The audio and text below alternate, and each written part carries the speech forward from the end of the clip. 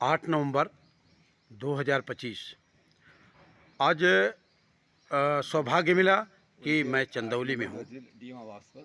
हाँ, और मैं आज मैं एक ऐसे शख्सियत से रूबरू करा रहा हूँ जो हिंदुस्तान में बाबा जय गुरुदेव जी महाराज के करोड़ों बच्चों में से एक ये भी शिष्य हैं और इनको हर लोग जानते हैं।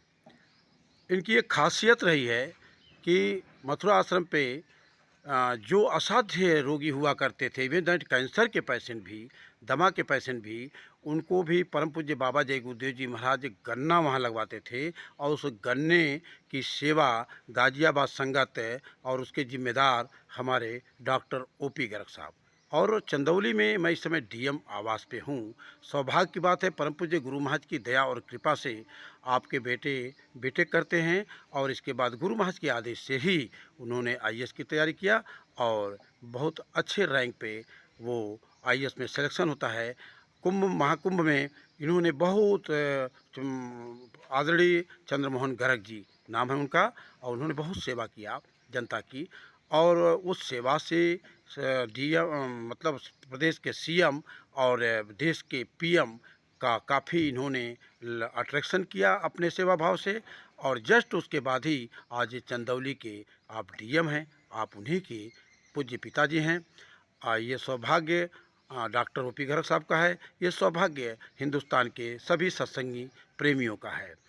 और चंद्रमोहन जी की बात मैं कहूँ तो बहुत प्रचार प्रसार गुरु महाराज के चरणों में लगे रहे, क्योंकि इनके पिताजी जो आपके सामने हैं ये तो बराबर ही सेवा में रहते थे, तो अपने बच्चों को भी लगाते थे। और ये बच्चे तो आज भले ही बड़े हो गए हैं, लेकिन हम भी उस समय कहीं बच्चे ही थे, 20-22 साल की उम्र हुआ करती थी।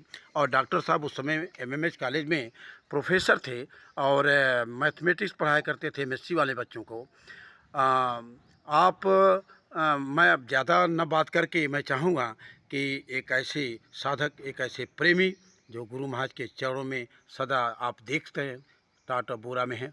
और 10 जून 1983 को बाबा जय गुरुदेव जी महाराज ने देश में त्यागी और तपस्वियों के लिए एक आह्वान किया कि देश में माँ बहन बेटियों की स्मृति की हिफाजत करेंगे, देश की जनता को दिशा निर्देश देंगे और देश के लिए काम करेंगे। ऐसे राष्ट्रभक्तों को उन्होंने टाट और बोरा पहनाने का एक संकल्प किया और 90 दिन के अंदर 1 करोड़ लोगों ने, और जिसमें प्रोफेसर भी थे, जिसमें रिक्शा चलाने वाले भी थे और मजदूर भी थे, बाबा जय गुरुदेव जी महाराज के हर तबके के लोगों ने ये टाट और बोरा 1 करोड़ पहन के आज भी समाज में और देश में राष्ट्र के लिए हमेशा चिंतित रहते हैं और गुरु महाराज के आदेशों पर चलते हैं। मैं डॉक्टर साहब, हमारी आपकी मुलाकात गाजियाबाद संगत में जब हम छोटे थे, 20-21 साल की उम्र थी, तो डॉक्टर साहब आप गांव में जब जाते थे तो उस समय तो संगत थी नहीं गाजियाबाद में। फिर कैसे आप लोगों से इतना अटैक किए कि मतलब जहां 10 लोग गाजियाबाद में नहीं थे, आज लाखों की तादाद में गाजियाबाद में आपको लोग दिलों से मानते हैं, दिलों से जानते हैं और पूरी देश की संगत आपको मानती है डॉक्टर साहब। गुरु महाराज की दया और कृपाई साथ सब कृपाई थी कि इतना बड़ा काम हुआ। और हम तो अकेले ही प्रचार करते थे, गांव में जाते थे, बच्चों को इकट्ठा कर लेते थे, उनसे नारे लगवाते थे और ये कहलाते थे भाई कि वहाँ पर जो है चौपाल पर जो है या मंदिर पर लोग इकट्ठे होंगे, आप लोग इकट्ठे हो जाइए और वहाँ पे जो है गुरु महाराज के शिष्य आ रहे हैं, वो आपको संदेश सुनाएंगे। तो इस तरह से हम लोगों ने गांव-गांव में जा कर के सारे गाजियाबाद के करीब 800 गांव थे उस समय, पूरा गाजियाबाद बहुत बड़ा ज़िला था, तो सभी गांव में हमने लगातार प्रचार किया। और उन्हीं की दया गुरु महाराज की रही कि आज गांव ज़िला गाजियाबाद में शायद जितने गांव हैं वहाँ कहीं ना कहीं सत्संगी जरूर हैं। और जब भी हमारे कार्यक्रम होते हैं तो वहाँ पे हज़ारों की भीड़ में, हज़ारों की संख्या में प्रेमी पहुँचते हैं और एक अद्भुत कार्यक्रम होता है। 400-500 की भीड़ भी आराम से हो जाती है प्रेमियों की। और अभी गुलावटी में कार्यक्रम हुआ था 2 अक्टूबर को, वहाँ तो जनसैलाब उमड़ पड़ा था। और चंदौली में भी अभी कार्यक्रम हुआ है, तो सभी लोग बताते हैं कि इतना बड़ा काफ़िला चंदौली ज़िले में शायद कभी नहीं निकला, जो अभी इसी 2-3 दिन के अंदर हम लोगों ने निकाला था। और कार्तिक पूर्णिमा के दिन बहुत ही भयंकर काफ़िला था शाकाहारी का।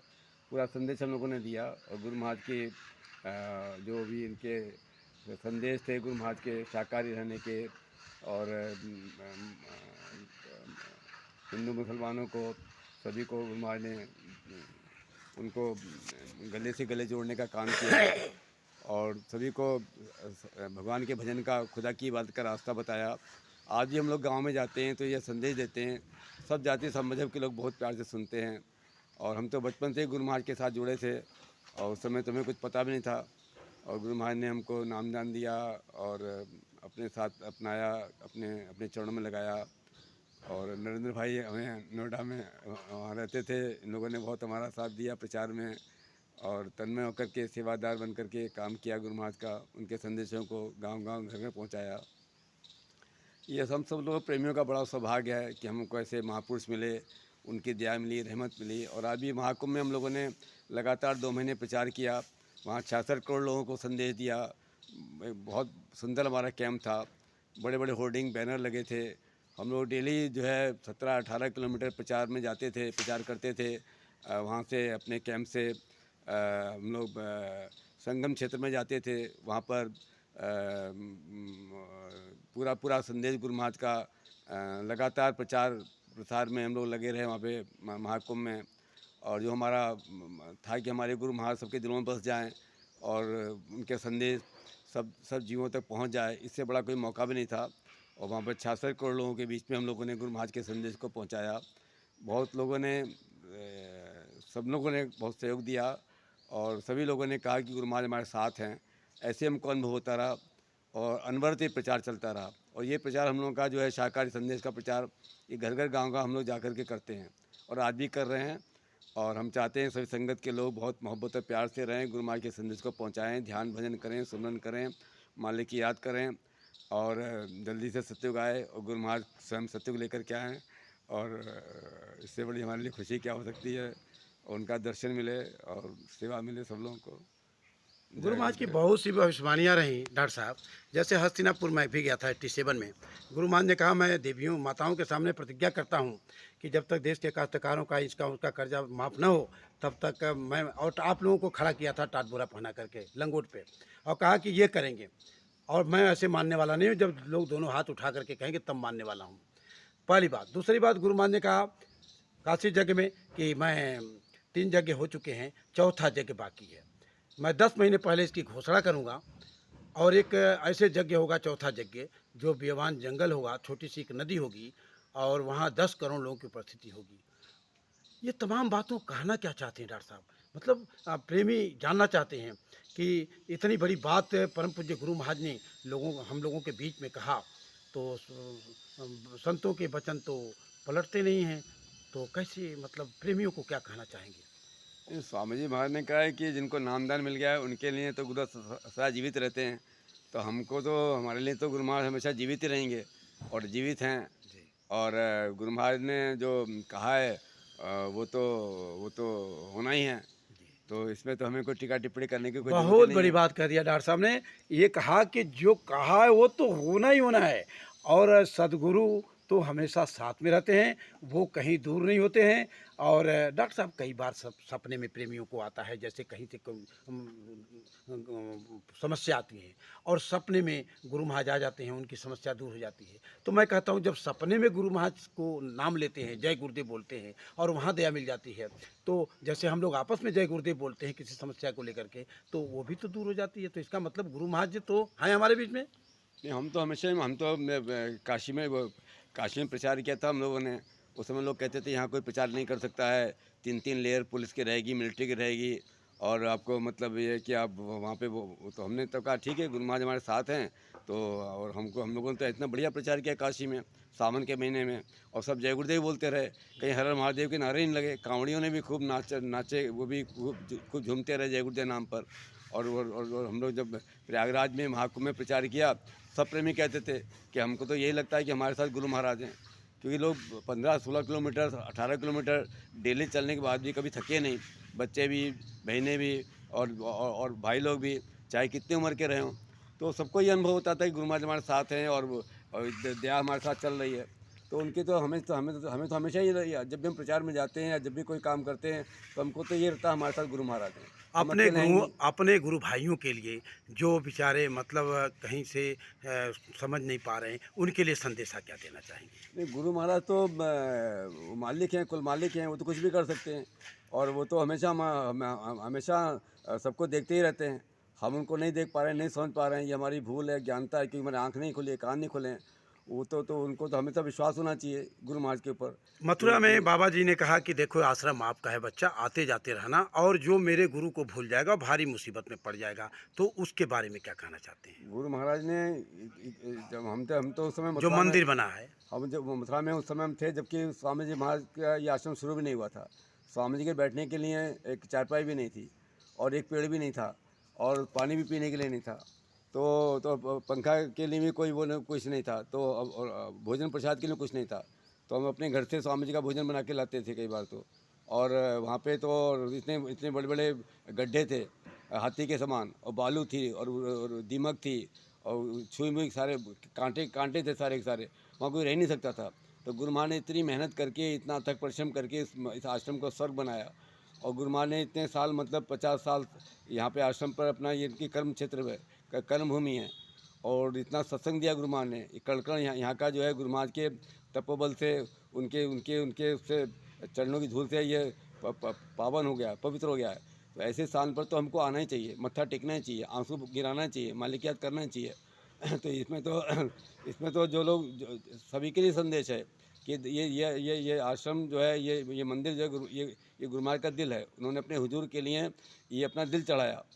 और बाकी जो मंदिर बनाएंगे वो हम बनाएंगे, ये हुजूर का बनाया हुआ मंदिर है। तो ये तो हमारे लिए, इसकी तो हम महिमा का वर्णन कर ही नहीं सकते।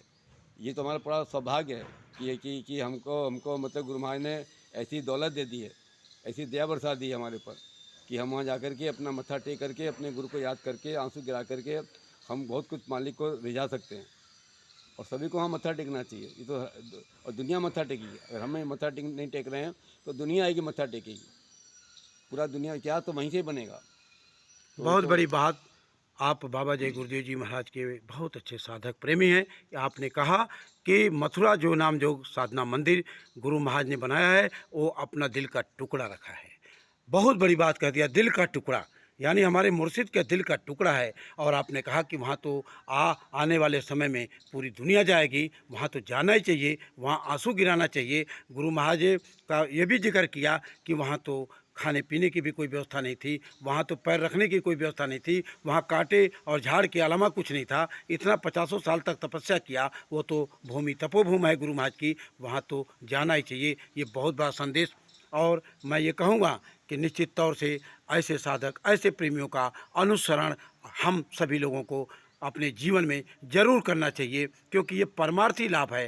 ये शब्द, ये जो आज मीटिंग हो रही है हमारी और डॉक्टर साहब के बीच में, ये केवल हमारी इत्तेफाक नहीं है। जब तक सूरज चाँद और सिस्टम रहेगा तब तक ये आवाज़ गूंजती रहेगी, क्योंकि ये भक्तों की आवाज़ है जो अपने भगवान से जुड़ने का काम करती है। और निश्चित तौर से मुझे लगता है कि ये वीडियो सुनने के बाद आप सभी लोग तरोताज़ा हो जाएंगे और अपने मुर्शिद और गुरु के प्रति आसक्त हो जाएंगे। आपका एक निवेदन है हिंदुस्तान के प्रेमियों से, नित्य नियम से सुमिरन, ध्यान, भजन, जो गुरु महाराज ने ईश्वर प्राप्त का रास्ता बताया है, उस पे सभी लोगों को चलने के लिए आग्रह भी किया है, निवेदन भी किया है। ऐसे साधु, ऐसे गुरु प्रेमी को मेरा कोट कोट नमन है, वंदन है, अभिनंदन है। और मैं इस समय पुनः कहूँगा कि मैं आपके सपुत्र आदरणीय चंद्रमोहन गर्ग, जो चंदौली के डीएम हैं, उस आवास पे ये मौका परम पूज्य गुरु महाराज ने हमको दिया। मैं बड़ा ही सौभाग्यशाली हूँ। और आप मटेहू से आए हुए आर हॉस्पिटल, और इनका एक और हॉस्पिटल है, 2 हॉस्पिटल है, भट्टे हैं, संभ्रांत व्यक्ति हैं, अच्छे प्रेमी हैं, और इनके साथ आने का सौभाग्य मिला। बहुत बहुत धन्यवाद डॉक्टर साहब, आपने जो समय दिया इसके लिए सादर जय गुरुदेव, जय गुरुदेव। अरे मैं तो बहुत छोटा इंसान हूँ, मैं तो डॉक्टर साहब, ये तो मैंने जब 22-23 साल की उम्र में था तो भी मैंने देखा कि आप छोटे इंसान थे और आज भी छोटे हैं, लेकिन गुरु महाराज ने इतना बड़ा बना दिया जो हिमालय की चोटियों से भी कहीं कम नहीं है, जिसको मैंने लंबे समय से देखा है, अनुभव किया है। आपके प्यार को भी देखा है, आपके डांट में भी प्यार देखा है। आपने हम लोगों को बहुत कुछ रास्ता दिखाया, परमार्थ पे चलने का राह बताया, और परमार्थी साथी बन करके हम लोगों से वो सेवा लिए जो आज कल्पना में नहीं है। ये सब आपके मेहरबानी से, गुरु महाराज की कृपा और आपकी मेहरबानी से नोएडा की संगत, गाज़ियाबाद की संगत जो आज फल फूल रही है, जो गुरु महाराज के पद चिन्हों पे चल रही है, वो कहीं न कहीं उसमें गुरु महाराज की कृपा से आपका बहुत बड़ा योगदान है और बराबर प्रेमियों का आप सहयोग करते रहते हैं, हर तरीके से सहयोग करते रहते हैं।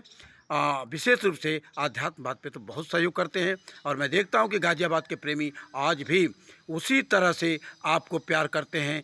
गुरु में और आप में कोई फ़र्क नहीं समझते हैं। जब गर्ग साहब पहुँचते हैं गाज़ियाबाद तो लगता है कि परम पूज्य गुरु महाराज जी आ गए। ऐसा भाव गाज़ियाबाद के प्रेमियों का अपने प्रेमी के साथ होता है और होना भी चाहिए, गुरु क्योंकि महाराज की तो प्रेमी बात गुरु नहीं, महाराज को याद करता है तो उसमें और गुरु में कोई फ़र्क नहीं होता है। गुरु महाराज प्रेमी की और गुरु तुलना में कोई हमसे ना फ़र्क नहीं। करिए। गुरु महाराज नहीं, से तो अंतर होता ही नहीं है, क्योंकि गुरु उसी में तो बसा हुआ है, तो इसलिए जब गुरु उसमें बसा हुआ चरणों की है धूल भी नहीं तो है गुरु महाराज की। हाँ, और ये आप आपका तो बड़कपन है और मैं ज़्यादा हम तो सब सत्संगियों की चरणों की धूल भी नहीं है। गुरु महाराज तो बहुत ही तो महान है, अपार हैं। बिल्कुल, उनकी हम अगर ये कौन गा सरलता, सकते ये नम्रता, ये विनम्रता हमने अपने संगत में, मैं दिल से की गहराइयों से मैं ऐसे महान आत्मा को कोटि-कोटि नमन करता हूँ।